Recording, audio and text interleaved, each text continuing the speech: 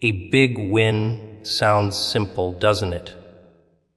Like a trophy handed over, like applause waiting at the end of the road. But wins don't come wrapped in gold paper. They come disguised in scars, in sleepless nights, in people turning their backs on you. They come when you've been pushed so far down that standing up feels like a joke. That's the moment it's decided, not by chance, not by luck, but by design. Because a big win isn't a prize, it's a test. It asks, how much can you take before you break? How long can you keep walking when every door slams in your face? And when you answer with blood in your mouth and fire in your eyes, that's when the wind shifts. That's when it becomes yours, not because you deserved it, but because you refused to let it slip away. A big win is forged in pain, not comfort. That's the part no one wants to believe. Everyone loves the sound of victory, the shine of success, the applause when it's over. But nobody talks about the fire that comes before it. Comfort doesn't create warriors. Comfort doesn't sharpen the blade. Comfort dulls you, makes you soft, makes you forget what it takes to crawl through the dirt and bleed for something. Pain is the forge, and you're the metal. Every blow, every strike, every scar, it's shaping you into something harder, sharper, unbreakable. People run from pain as if it's poison. They cover it up, numb it, escape it, pretend it doesn't exist. But pain is the teacher no one can silence. It drills the lessons into your bones. It makes sure you never forget what it cost you. Never forget what it took to keep going when everything in you screamed to stop. You don't remember the easy days. You don't grow from the soft moments.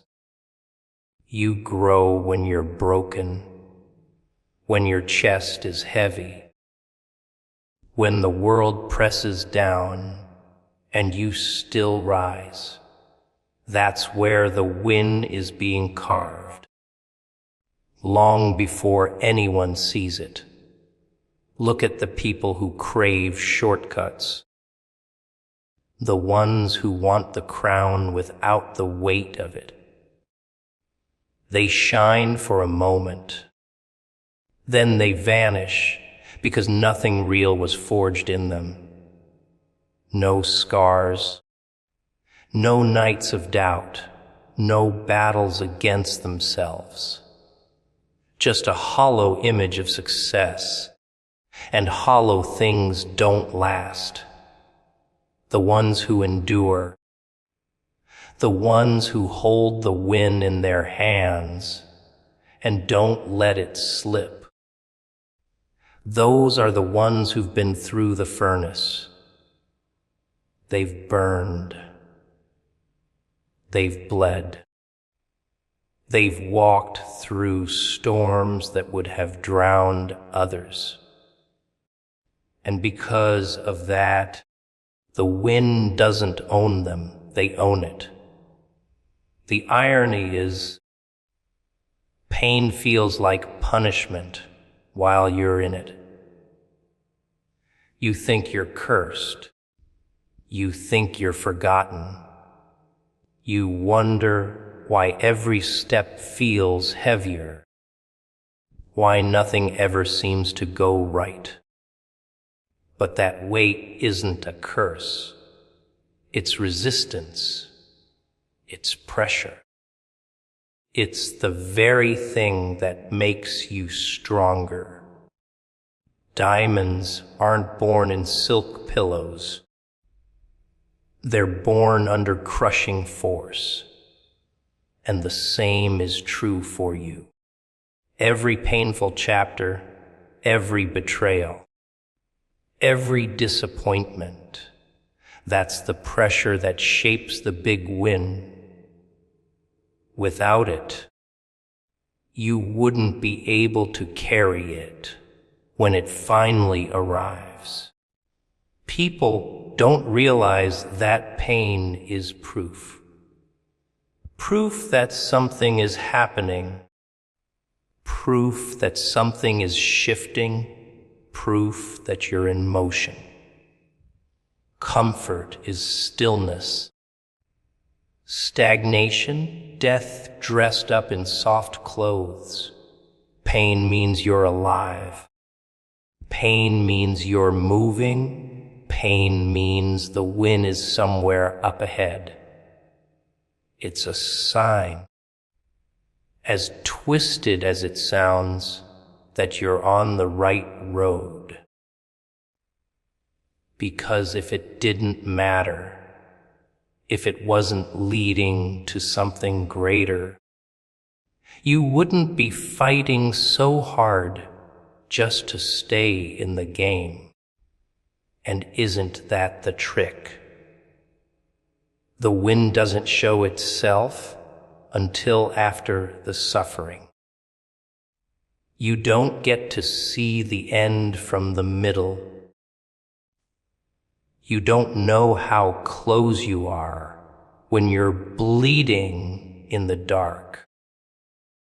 But that's where the decision is made. Do you quit and go back to comfort? Or do you let the pain forge you into someone who can't be broken? Most people choose comfort. That's why most people never taste the real win. They settle for scraps because the fire was too hot, the weight too heavy.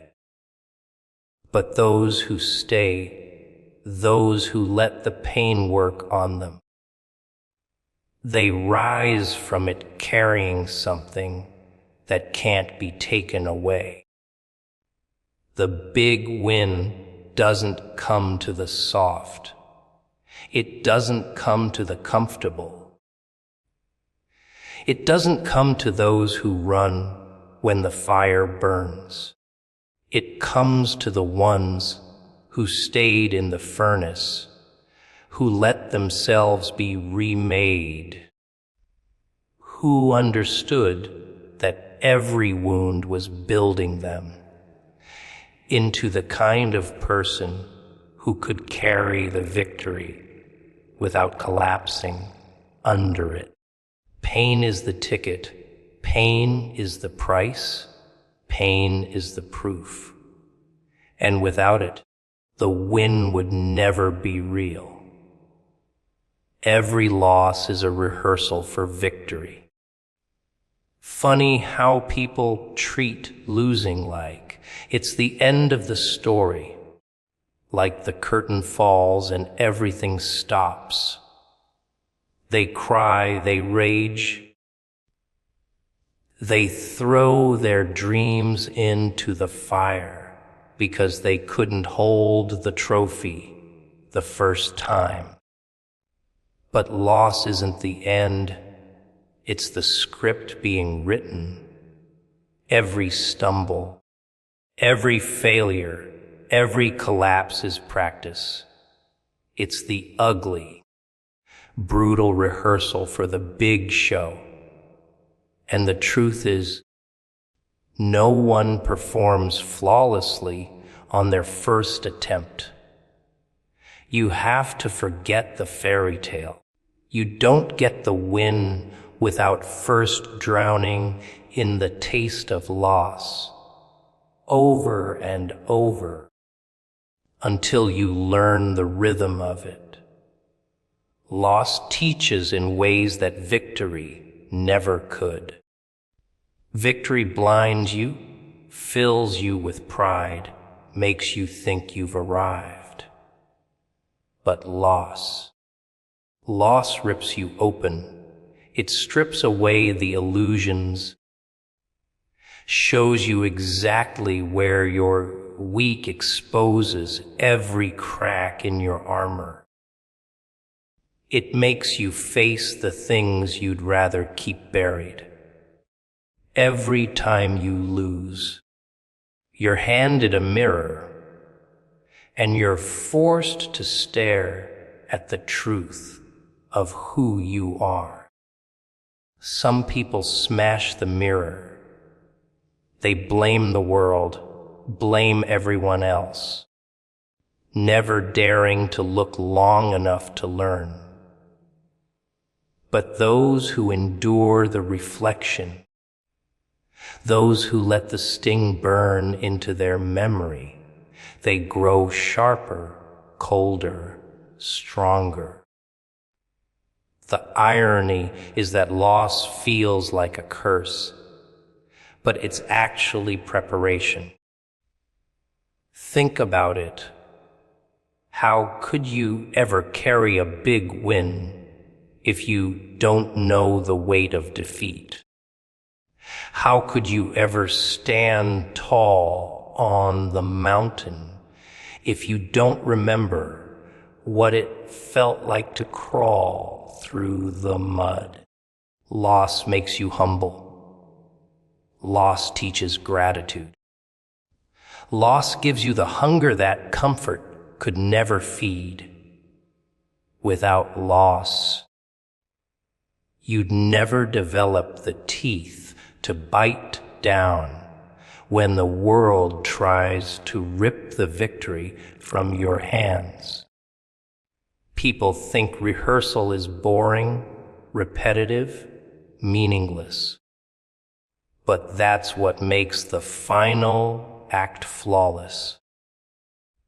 Every mistake in the shadows becomes strength under the spotlight. Every failure when no one's watching becomes precision when the crowd roars.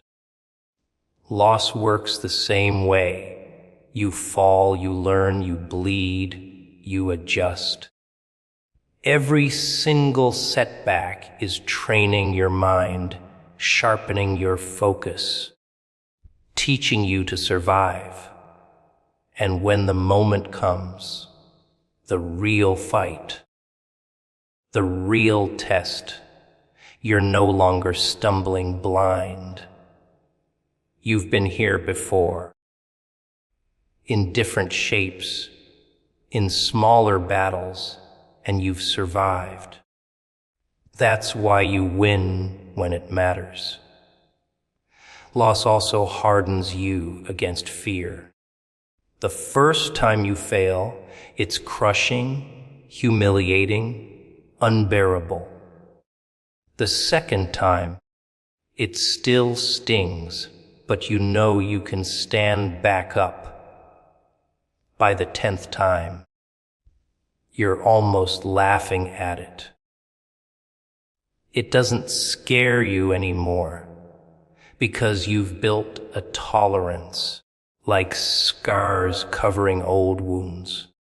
Fear loses its grip on you when you've lost enough times. And once fear has no control, you become unstoppable. That's why the people who've fallen the most are often the ones who rise the highest. They're not fragile anymore. They don't break at the first sign of pressure. They've been through too much to be shaken. The win is always hiding inside the loss. Every defeat plants a seed. It doesn't look like it at first. Looks more like ashes, more like endings. But give it time, give it persistence, and that seed grows into the strength you'll need when the moment comes. The problem is most people quit before it sprouts. They let loss convince them it's final, instead of realizing it's the rehearsal.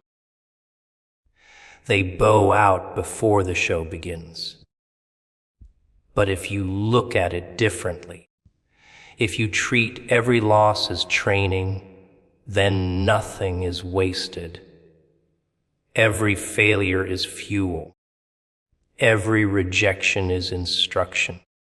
Every door slammed in your face is rehearsal for the door that finally swings wide. You stop fearing loss because you realize it's the very thing preparing you for the big win.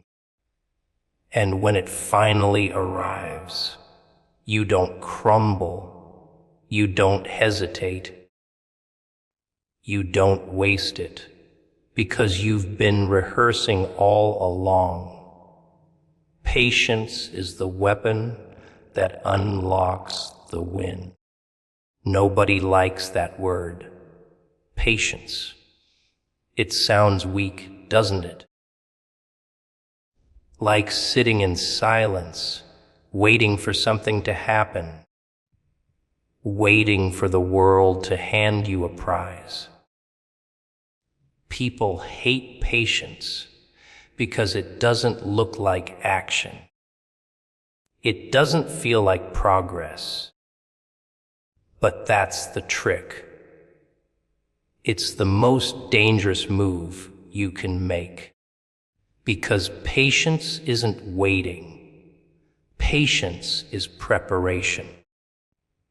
It's sharpening the blade in the shadows while everyone else rushes into the fight with dull steel. Impatience kills more dreams than failure ever could. People think they deserve the big win right now, that they've done enough, suffered enough, earned enough.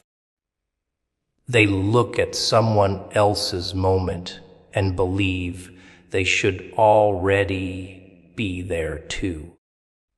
So they cut corners. They force doors open that weren't meant to open yet. They throw themselves into battles they weren't trained to survive. And what happens? They break, they burn out. They collapse under the very thing they thought they were ready for. That's the price of impatience. You get what you want too early, and it destroys you. Patience, though, is like a silent weapon. You let the world underestimate you. You let the noise pass by. You let others sprint ahead, and you wait. You let the timing ripen. You let the pieces fall into place. You let yourself grow into someone who can carry the weight. That's what most don't understand. The big win isn't just about having it.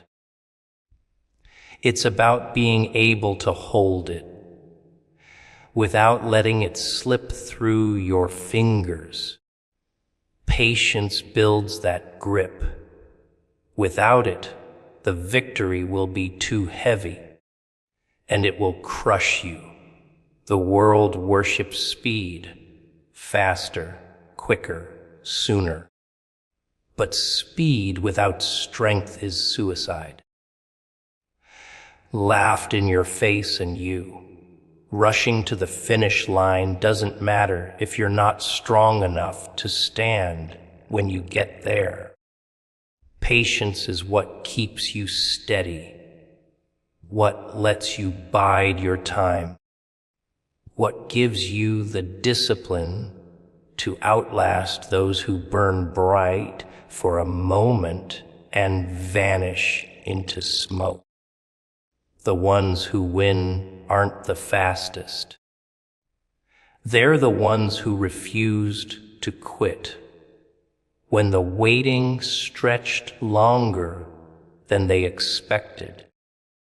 Think about the hunter who waits for hours in silence, breath steady, eyes locked, not moving an inch.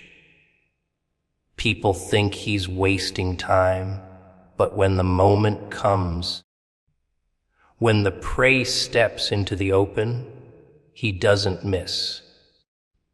Patience makes the strike lethal. Without it, you're just firing blind, wasting bullets, exhausting yourself, watching the prize slip away because you couldn't stay still long enough to take it. That's the same with life. Your win won't walk into your hands just because you're impatient. It'll come when it's ready, and only patience will keep you there to catch it. People confuse patience with weakness, but it's the opposite. It takes strength to sit with silence, to hold your fire, to endure the weight of not knowing when or how it will happen. Weakness is rushing because you're scared it won't come. Strength is waiting because you know it will. The impatient crumble under pressure, but the patient grow harder. They learn to breathe under the tension, to stand tall in the uncertainty. And when the door finally opens, they're calm, collected, ready to walk through it without trembling. The truth is, most people lose not because they weren't capable, but because they weren't patient. They gave up too soon, or they grabbed too quickly, or they couldn't stand the silence long enough to see the storm pass. The win was always there, just a little further ahead. But they traded it for something smaller, something immediate, something that felt easier in the moment. That's the curse of impatience. It makes you settle. It makes you believe crumbs are enough when the feast was just beyond reach. Patience, though, refuses crumbs. Patience doesn't settle. Patience waits for the feast, and when it comes, it devours it without apology. That's why it's a weapon, because it doesn't just protect you. It puts you in position to strike when the time is perfect. The wind doesn't go to the one who rushes. It goes to the one who waits long enough, sharp enough, steady enough to take it and never let go. Doubt from others is proof you're on the right path. Strange, isn't it? The louder the world laughs at you, the closer you are to something real. People don't waste their breath doubting what doesn't matter. Nobody mocks mediocrity. Nobody throws stones at the man sitting quietly in the crowd. Doubt is the applause you get for daring to stand where others are too afraid to go. Every whisper, every laugh, every sneer is evidence that you've touched a nerve, that you're doing something they can't control, something they secretly wish they had the courage to attempt. Doubt isn't about you, it's about them. It's a mirror reflecting their own fears, their own limits, their own failures. When they say you can't do it, what they mean is they couldn't. When they say you're crazy, what they mean is your vision is too big for their small cage.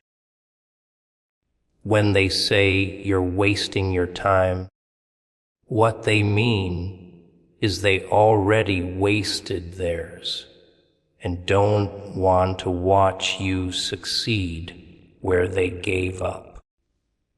Their doubt is nothing but a confession, a little slip of the tongue that reveals how trapped they are. And instead of admitting it, they project it onto you, hoping to drag you down to their level. The trick is to recognize it for what it is: fuel. Doubt is firewood. Every insult, every laugh, every eye roll is more wood for the flames.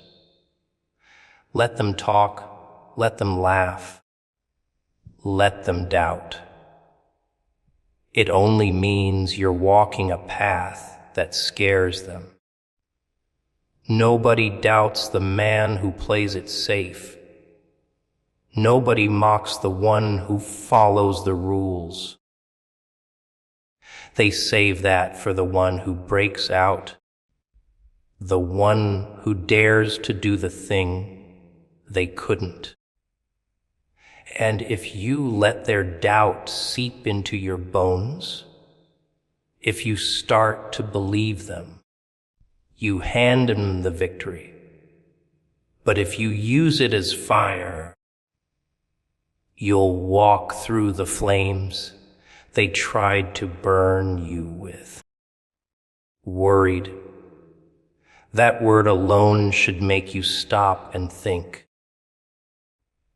If the one who sees everything, who knows the threads before they're even pulled, is worried, what does that say about us? Maybe it means the world has gone too far into its own lies, too deep into its own poison.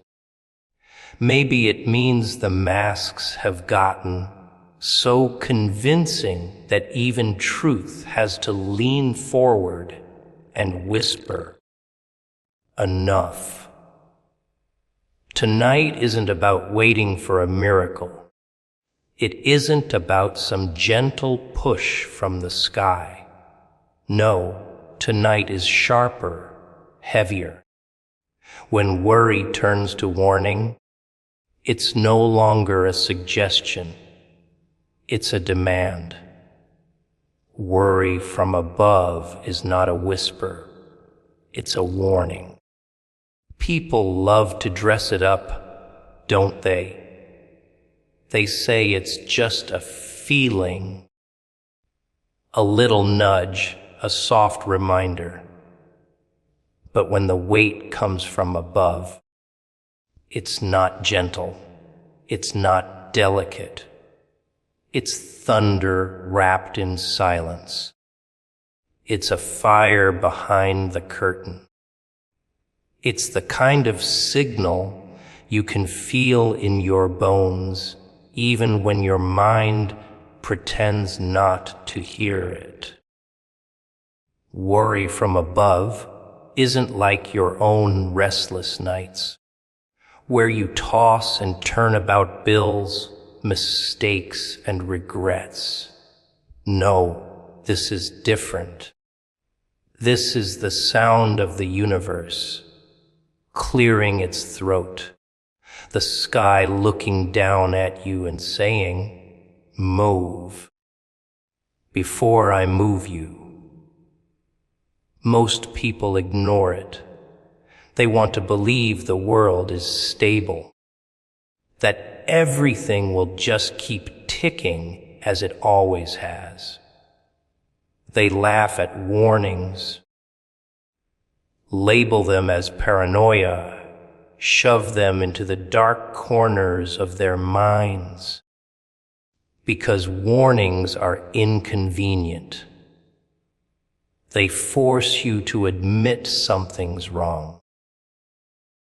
They force you to admit you're fragile, that the ground you've been standing on isn't nearly as solid as you'd like it to be.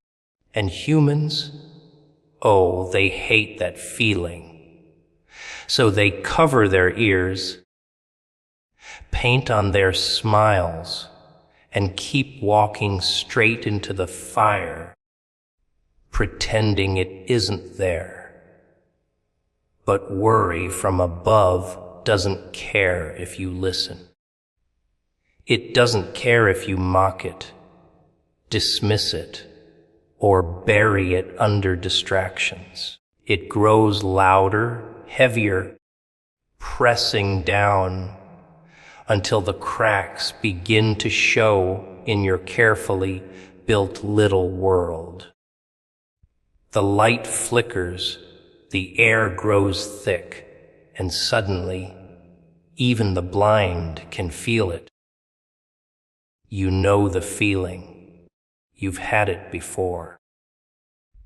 The sudden shiver down your spine when nothing's wrong.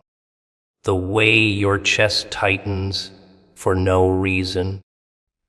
The way silence in a room feels like it's watching you. That's not coincidence. That's warning. That's the air turning into a messenger, telling you something's coming whether you want it or not. And here's the part nobody likes to admit. Warnings aren't meant to scare you. They're meant to prepare you.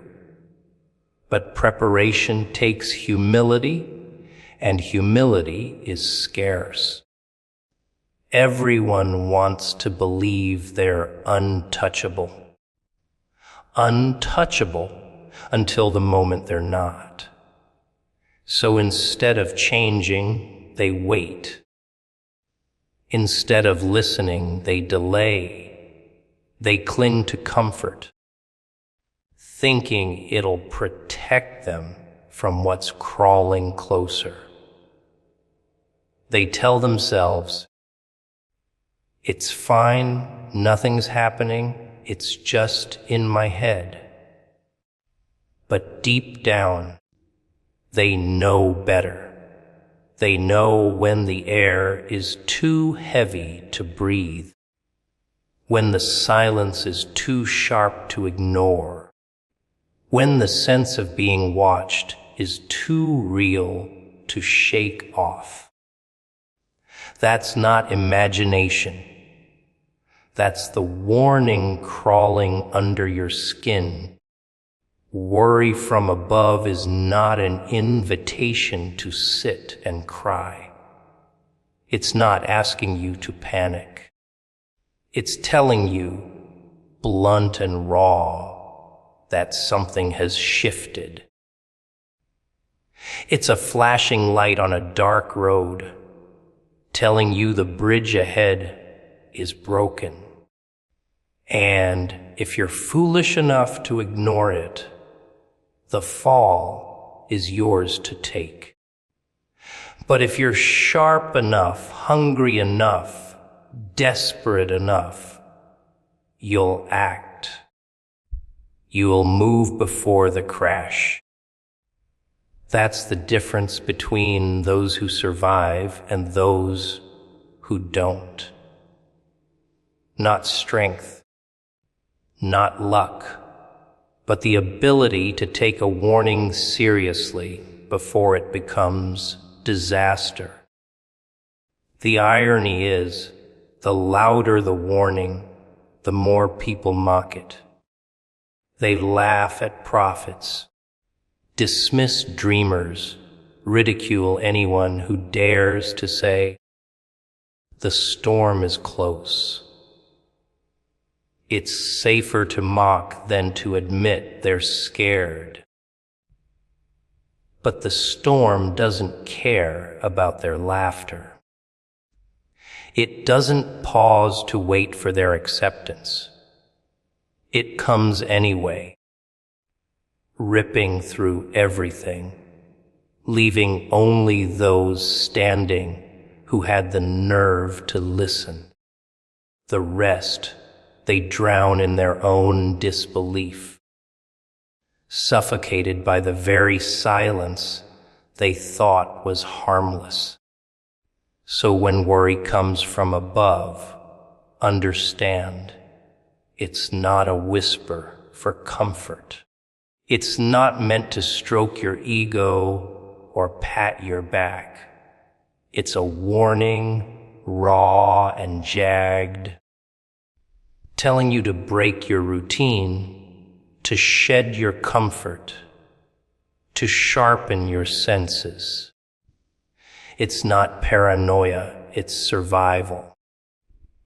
Because the moment you start treating warnings as whispers, that's the moment you hand yourself over to whatever's waiting in the shadows. And the shadows always take what's offered. Change doesn't knock, it crashes in. People love to imagine change as this polite little guest, don't they?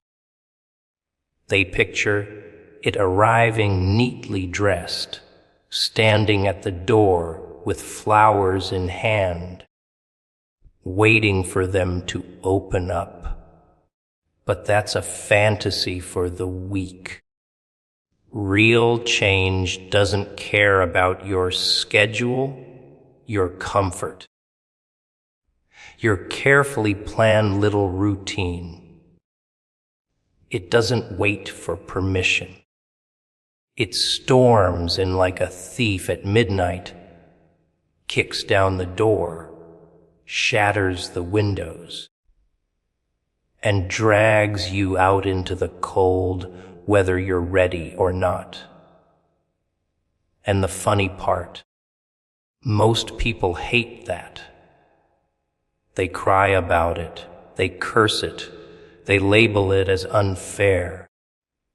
Because deep down, they weren't planning on moving.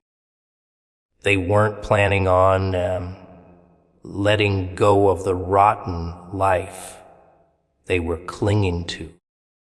They wanted change, sure, but only on their terms.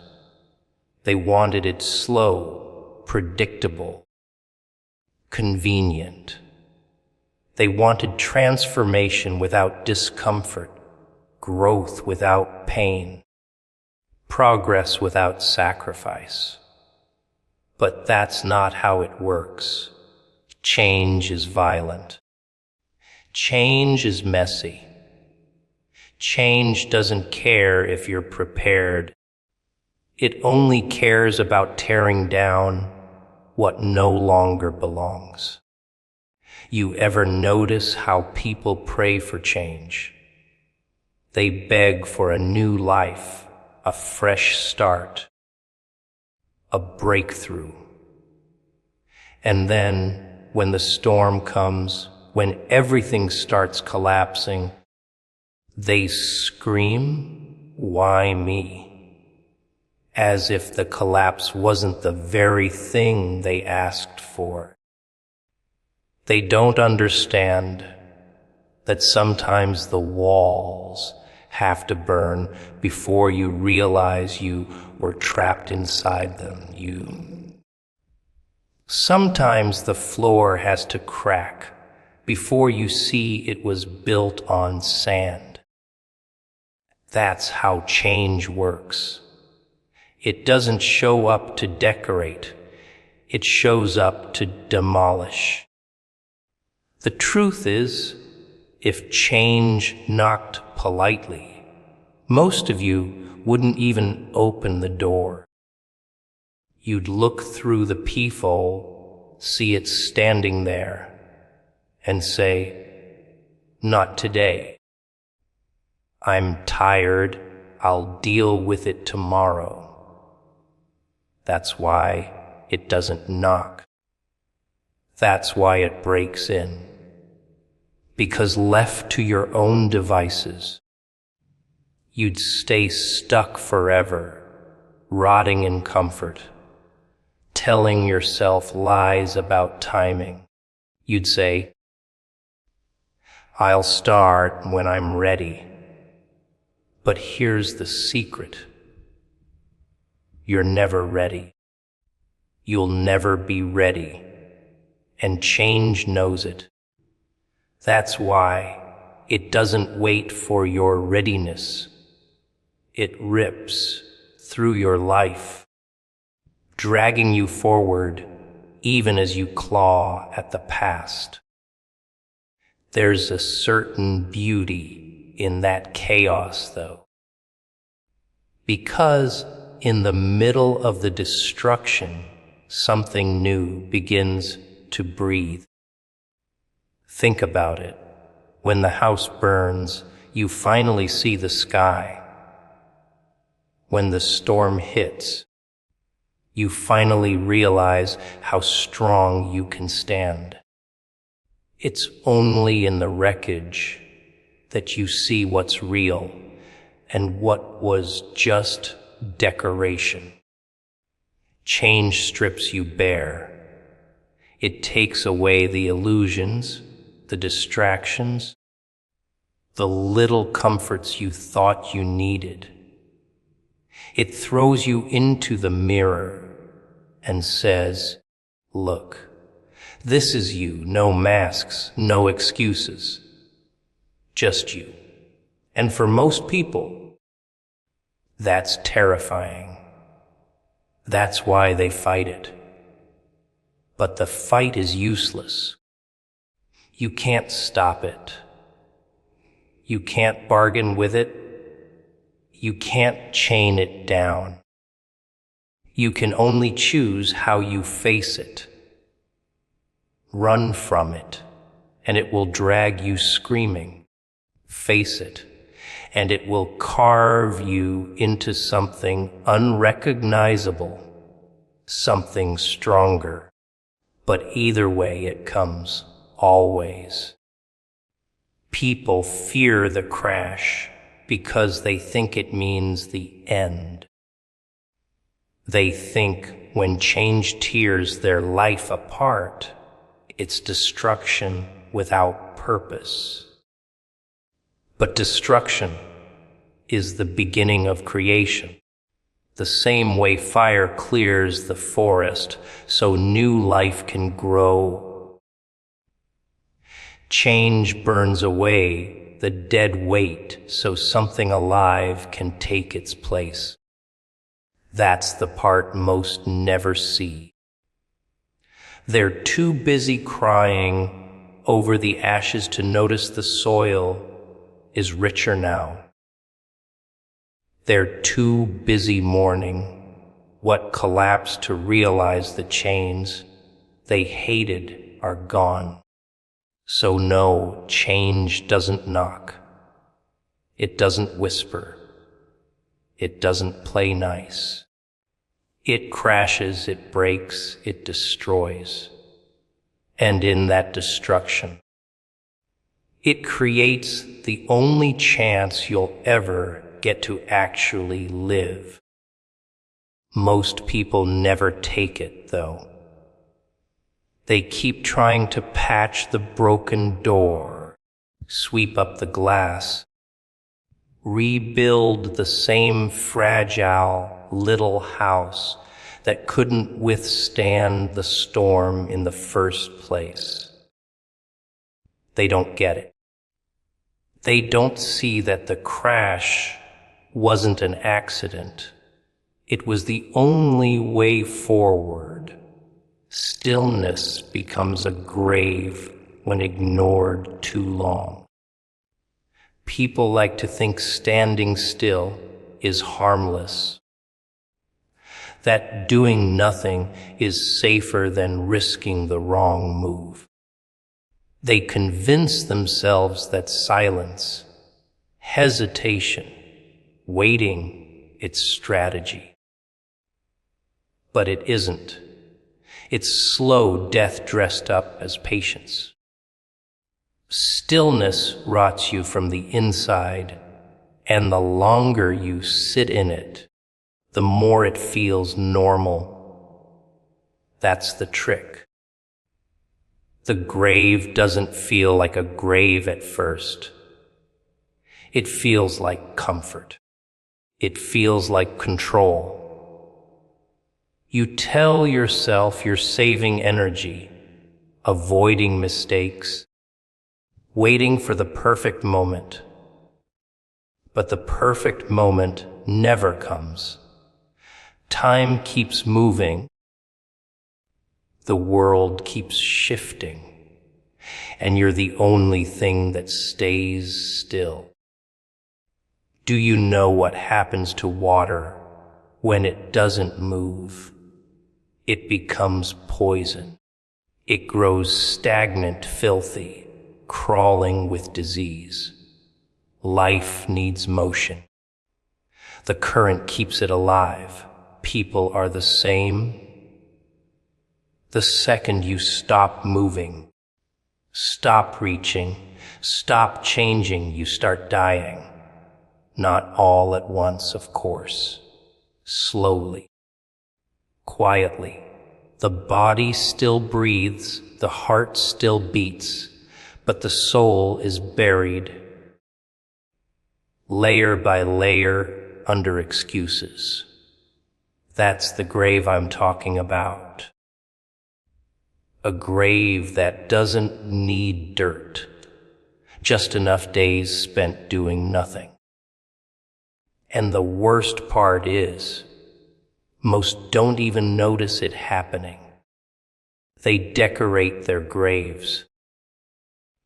They put flowers on the headstone and call it routine. They light candles in the coffin and call it stability. They convince themselves that this is life. Work. Sleep. Repeat. They trick themselves into believing stillness equals safety. But safety is an illusion. Safety is the trap.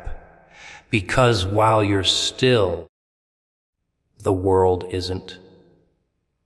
While you're quiet, others are building, moving, becoming.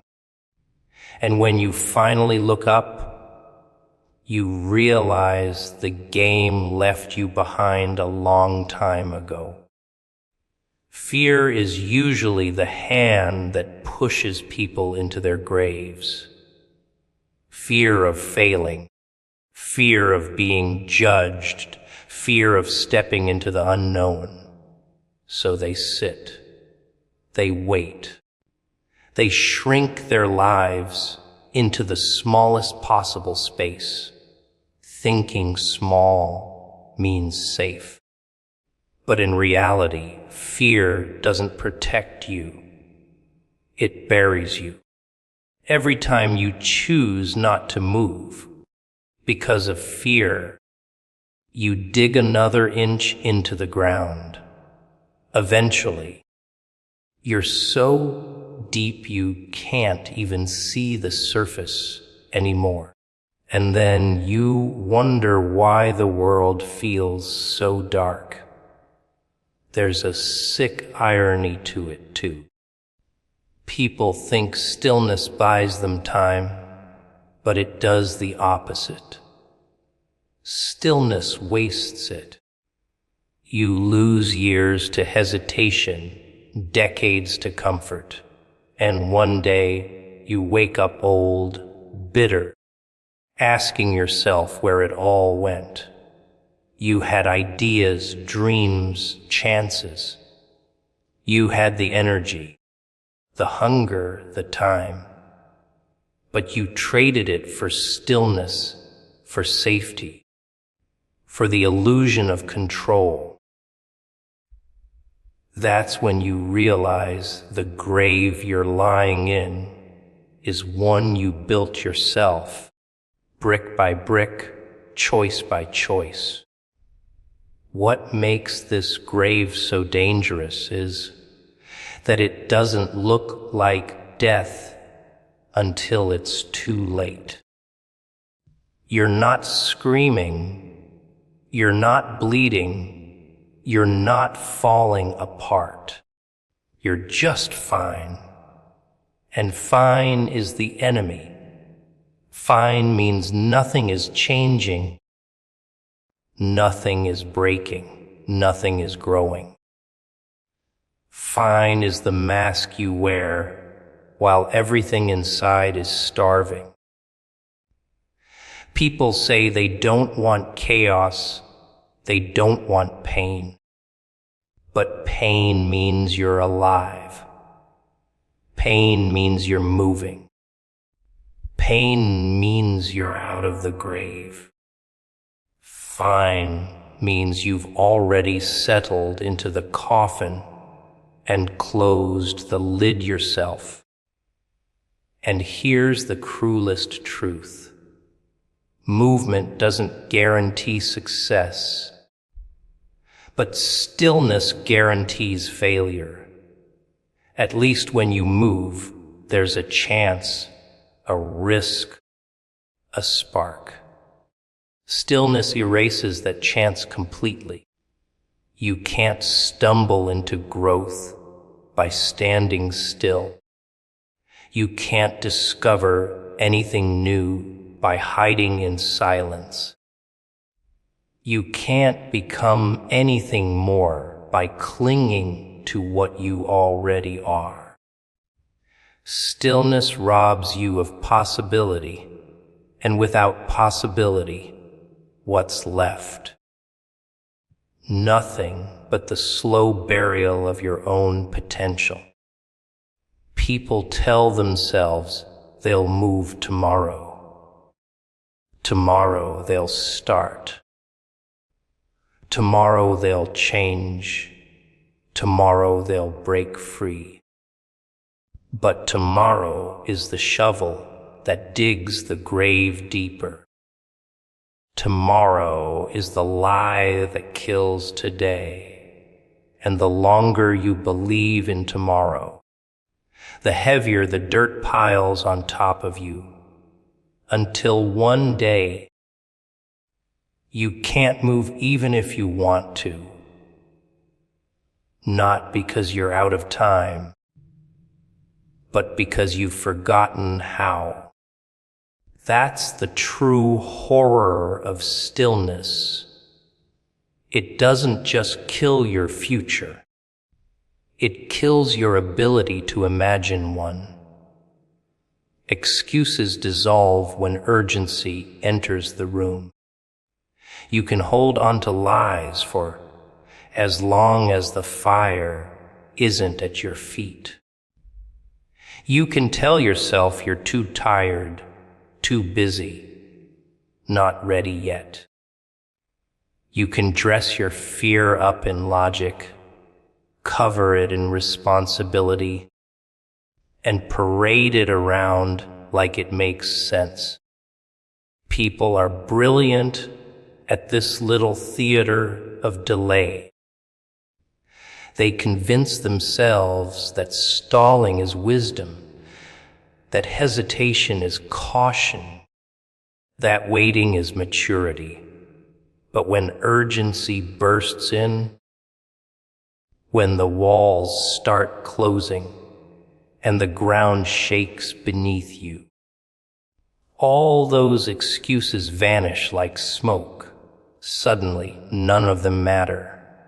Suddenly, you realize they were never real shields, just paper walls you hid behind. There's a peculiar comfort in excuses. They let you sleep. They let you look in the mirror and pretend the reflection staring back isn't wasting away.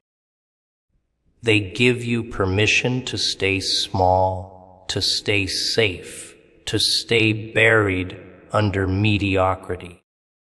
But urgency doesn't care about your comfort. Urgency doesn't care about your pretty little reasons for not trying. It rips them out of your hands and throws them into the fire, because urgency has one rule: move or burn. Think about it. If the house was on fire, would you say you're too tired to leave? Would you tell yourself you'll get up tomorrow? No. You'd run. You'd crash through the door. You'd leap out the window. You'd do whatever it took to survive. That's what urgency does. It forces clarity. It strips life down to the core. No distractions, no excuses. Just now or never. But people hate that, don't they? They prefer the luxury of pretending tomorrow is guaranteed. They prefer to believe life will wait for them, that opportunities will politely line up at the door until they're ready. It's a lie they sell themselves to avoid the terror of action.